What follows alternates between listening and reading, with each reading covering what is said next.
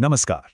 आज हम एक बहुत ही कमाल के आइडिया को समझने की कोशिश करेंगे कि क्या संगीत के सुर सिर्फ आवाज हैं या फिर उनका अपना एक पूरा व्यक्तित्व, अपनी एक आत्मा होती है।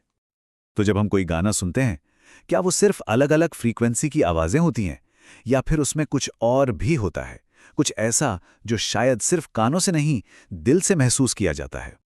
तो चलिए इसी सवाल की तह तक चलते हैं। हमारे जो पुराने भारतीय ग्रंथ हैं वो बताते हैं कि सुर यानी स्वर वो कोई बेजान आवाजें नहीं हैं। नहीं, वो तो जीवित हैं। उनका अपना एक पूरा कैरेक्टर है। और इस पूरी कहानी के जो हीरो हैं, वो हैं हमारे 7 स्वर, सा रे गा मा पा धा नी।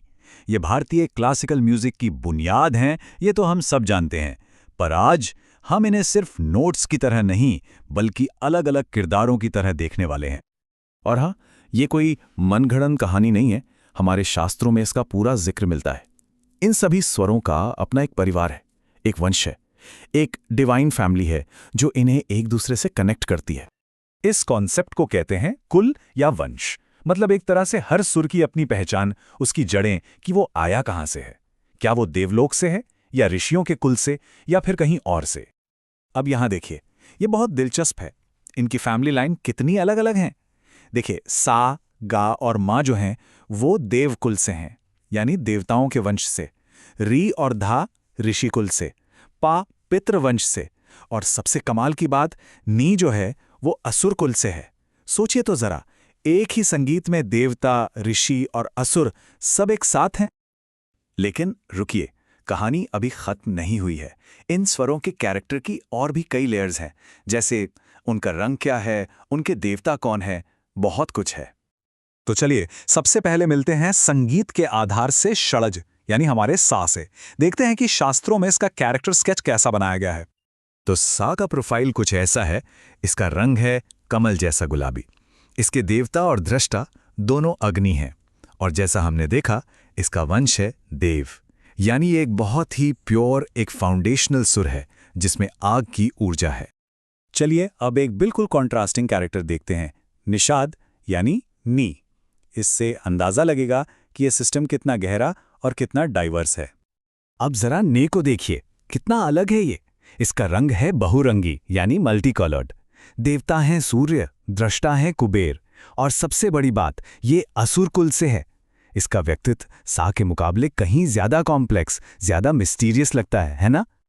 ग्रंथों में एक और क्लासिफिकेशन भी मिलता है जो इन स्वरों को और भी गहराई देता है। वो है उनकी जाति।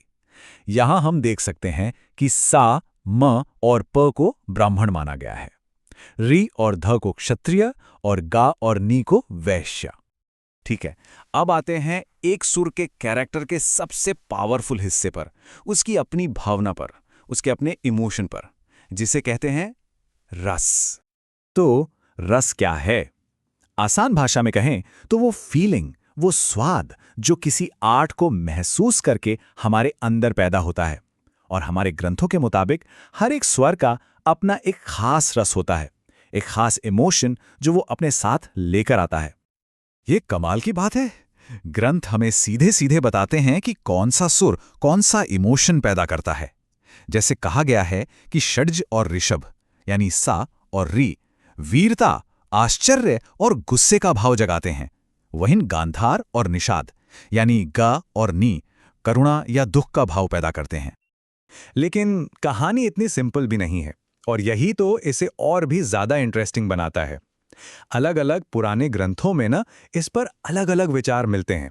कोई एक फिक्स्ड रूल नहीं है।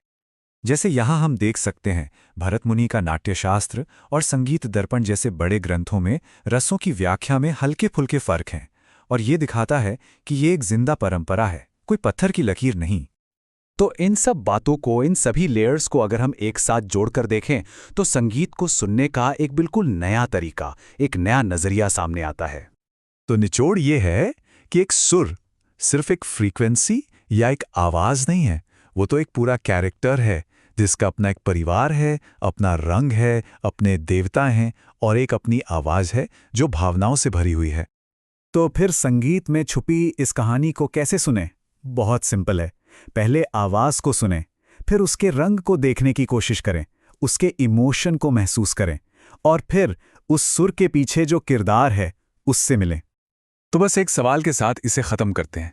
अगली बार जब हम कोई संगीत सुनेंगे तो क्या हमें सिर्फ सुर सुनाई देंगे, या फिर इन पुराने देवी देवताओं, ऋषियों और असुरों के किरदारों के बीच हो रही एक पूरी बातचीत सुनाई देगी?